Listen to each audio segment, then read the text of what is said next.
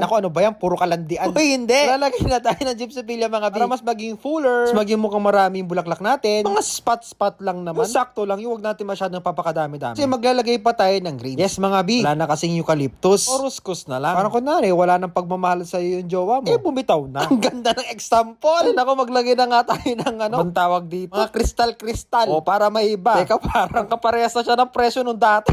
ano kasi nilalagay mo ko? Kayo naman kasi. Sinisi kayo. Teka tuloy, nadamay. Yun na nga mga B. Saganda natin para mas maging maganda. O, ganyan lang. O, tapos sprayan pa natin ng mas maraming tubig para mas maging lalong ka-fresh. Parang mas mahal pa to. Isa sa dati. So, ito na nga mga B, ang ating revive from the dead. From the dead talaga. Na-design na akala ni Sir, hindi na niya mareremedyohan. Diba, diniskartehan lang natin din. Sobrang gandang-ganda si Sir. Kayo ba mga B? Gandaan ba kayo sa ating kakaibang design? Kung nagandaan kayo, comment down below kayo. Naninigaw. Walang sigawan, Kalma. O mag-follow na B. Sa mga hindi pa naka-follow dyan. At syempre, share na rin itong video para magka-blessing.